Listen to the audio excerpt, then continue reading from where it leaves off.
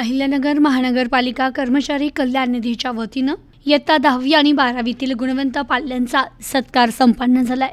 अहिल्यानगर महानगरपालिकेचा कर्मचारी संस्थेशी जोडला असून सकाळी उठल्यापासून ते शहरातील नागरिकांचे प्रश्न सोडवत आपलं कर्तव्य पार पडत असतात।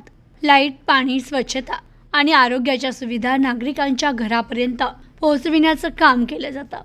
कोरोना काळात कर्मचाऱ्यांनी आपल्या जीवाची पर्वा न करता काम केले। कोणीही रस्त्यावर नव्हतं तेव्हा महापालिकेचे कर्मचारी फील्डवर काम करत होते।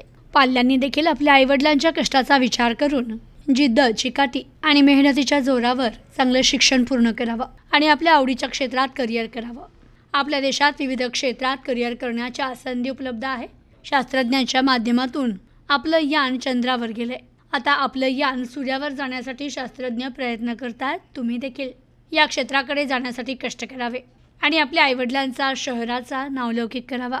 मनपा कर्मचारी कल्याण निधीच्या माध्यमातून गुणवंत पाल्यांच्या पाठीवर शाबासकीची थाप देत त्यांच्या यशाचं कौतुक करण्याचं काम कौतुकास्पद असल्याचं प्रतिपादन आमदार संग्राम जगताप यांनी केलंय। अहिल्यानगर महानगरपालिका कर्मचारी कल्याण निधीच्या वतीनं 10वी-12वीतील गुणवंत पाल्यांचा सत्कार आमदार संग्राम जगताप यांच्या हस्ते संपन्न झाला। आपल्याकडे उपस्थित आपल्या उपायुक्त वसावा मॅडम, त्याचप्रमाणे आपले सहाय्यक आयुक्त श्री साबळे साहेब यांच्या उपस्थित आपण हा कार्यक्रम आता सुरू करत आहोत। ज्या विद्यार्थ्यांची नावं घेऊ त्यांच्याबरोबर त्यांच्या पालकांनी जर आले असतील तर त्यांनी सत्काराचा स्वीकार करायला यायचं आहे। त्याचप्रमाणे सत्कार झाल्यावर कोणीही या ठिकाणाहून जाऊ नये, कारण आपल्याला एक ग्रुप फोटो घ्यायचा आहे। त्याचप्रमाणे आपण या सत्काराचा प्रत्येक विद्यार्थ्याचा स्वतंत्र फोटो काढणार आहोत। तर साधारणतः एक 3-4 दिवसांनी त्यांच्या पालकांनी किंवा विद्यार्थ्यांनी येऊन तो माझ्याकडनं किंवा जोडगे मॅडम म्हणून आहेत त्यांच्याकडनं त्यांचा पाल्यांचा फोटो घेऊन जायचा आहे। तो आपण त्यांना मोफत देणार आहोत। तर या ठिकाणी मी माननीय उपायुक्त मॅडम यांना विनंती करेल की म्हणजे परवानगी मागतो कार्यक्रम सुरू करण्याची। सध्या जे अभ्यास वगैरे करतात त्यांनाच आता संधी आहे। ते गेले आता 60 लाख देऊन सर्टिफिकेट विकत घेणे किंवा एखादी डिग्री विकत घेणे ती परिस्थिती गेली। आता माझं एक मत आहे, ह्या विद्यार्थ्यांपैकी एखादा तरी विद्यार्थी UPSC MPSC टार्गेट करावं। माझे तर पूर्ण आशीर्वाद आहे त्यांना। त्याचप्रमाणे CA, BA MS किंवा MBBS असं टार्गेट केलं तर फार उत्तम होईल। आई वडिलांच्या कष्टाचं सार्थक होईल। आता मी सध्या वेदांत फंड यांचा आजोबा आहे। मी एक टार्गेट केलेलं आहे, एक नाथ आणि नातू दोघांनाही, एकाला CA मुलीला आणि मुलाला CMA हे दोन्ही टार्गेट पूर्ण करील आणि मगच शांती मिळवेल। ठेवत नाही आणि आमचं कोणीतरी एवढ्या लोकांमधून कौतुक करतंय त्याच्यासाठी फर्स्ट खूप खूप थँक्यू। माझे वडील म्हणजे 20 वर्ष तर झाले तसे मी अहमदनगर महानगरपालिकेमध्ये काम करतात आणि त्यांचं आणि ह्या पूर्ण अहमदनगर महानगरपालिकेचं एक योगदान आहे आपल्या अहिल्यानगरसाठी। आजकाल खूप फॅसिलिटी सुविधा आहे ज्या महानगरपालिकेने अहिल्यानगर शहरासाठी उपलब्ध करून दिल्या आणि आपलं शहर विकसित होत आहे। ह्या सगळ्यासाठी खूप अभिनंदन। आणि आम्हीच ह्या देशाचे नागरिक आहोत, ह्या अहिल्यानगरचे नागरिक आहोत जे अजून यशाची पायरी चढून ह्या अहिल्यानगरसाठी नेहमी कार्यरत राहू। तर मी मनपूर्वक आभार मानते त्या सर्व मान्यवरांचा ज्यांनी मला माझ्या मेहनती आणि प्रयत्नाने ओळखून मला शिष्यवृत्ती दिली। ही शिष्यवृत्ती माझ्यासाठी केवळ आर्थिक मदत नाही तर ती माझ्यासाठी आत्मविश्वासाला बळ देणारी आणि पुढील शिक्षणासाठी प्रेरणा देणारी। 12वीमध्ये मी 77.80% गुण मिळवणे ही माझ्यासाठी एक मोठी उपलब्धी होती। या यशामागे माझ्या पालकांचे, शिक्षकांचे आणि मित्रपरिवारांचे अमूल्य मार्गदर्शन आणि पाठबळ आहे. या यशामुळे मला ही शिष्यवृत्ती मिळाली याचा मला अतिशय अभिमान आहे.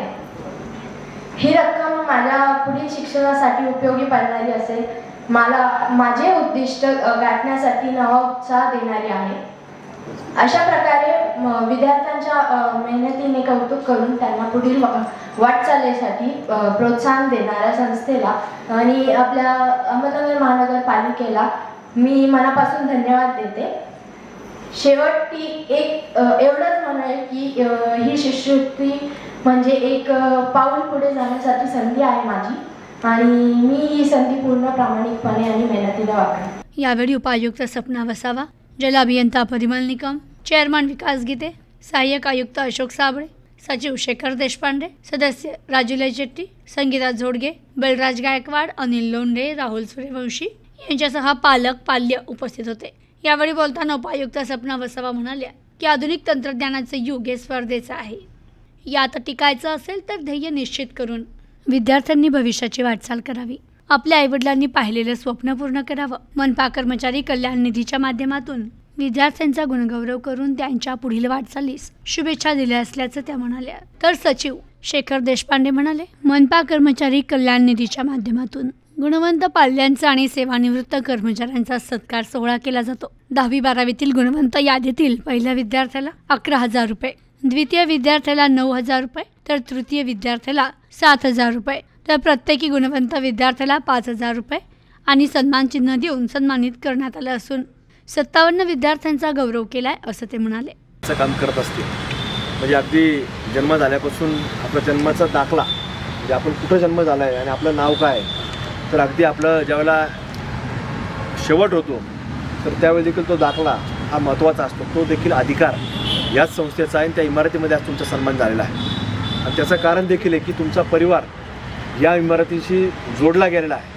मग तू जुनी महानगरपालिका असेल किंवा नव्यानं मागच्या 15-17 वर्षापूर्वी इमारत झालेली ही वास्तू असेल, तुमचा परिवार यांचं योगदान, प्रत्येक परिवाराचं तुमच्या या कुटुंबाचं योगदान याच्यामध्ये आहे. कारण की याच्यामध्ये योगदान अशा कारणाने सांगतो मी, कारण की 100 वर्षानंतर जुने जाणकार मंडळी म्हणतात की 100 वर्षानंतर फार मोठी महामारी आली आणि तिचं नाव आपल्या सगळं आपण पाहिलं तर कोरोना ठेवण्यात आलं. ते का ठेवण्यात आलं, काय ठेवण्यात आलं याच्यापेक्षाही ते संकट आलं ते फार महत्त्वाचं होतं. आणि त्या संकटकालीन परिस्थितीमध्ये अनेक लोकांचे खाजगी तत्वावरती काही डॉक्टर मंडळी संबंध असतील किंवा इतर लोकांचे संबंध असतील, पण कुणी कामाला आलं नाही. ती फक्त आणि फक्त आपली शासकीय यंत्रणा, मग ती सिव्हिलच्या स्वरूपाने असेल किंवा महानगरपालिकेच्या स्वरूपाने असेल, ती सगळी शासकीय सेवाच ही कामाला आली. त्याच्यामध्ये तुमच्या सर्वांच्या कुटुंबातले जे सदस्य या ठिकाणी या संस्थेमध्ये नोकरीला आहेत, तर ते लोकसुद्धा तुम्हाला सांगतो कोविडमध्ये या ठिकाणी 24 तास काम करणारे लोक होते. आम्ही स्वतः पाहिले. त्यामुळे ही संस्था एक फार महत्त्वाची असते आणि त्या संस्थेमध्ये देखील तुमच्यासारख्या लोकांचे जे आईवडील या ठिकाणी सदस्य असतील त्यांच्यामुळं या सगळ्या नागरिकांना सुविधा मिळत राहतात. सगळे वर्षानुवर्ष त्यांनी सेवा दिलेली आहे. त्यामुळे ही संस्थेच्या माध्यमातून आपलं शहर पुढं चालतं आहे आणि त्या सगळ्या चालणाऱ्या प्रक्रियेमध्ये तुमच्या कुटुंबातले सदस्य वडीलधारी जे आईच्या रूपाने असतील, वडिलांच्या रूपाने असतात, हे संस्थेमध्ये काम करतात. त्यांनाही वाटतं, अभिमान वाटतो, या इथं तुमच्या मुलांचा सत्कार होतो, सन्मान होतो आणि आपण चांगल्या प्रकारे शिक्षण घेत आहे.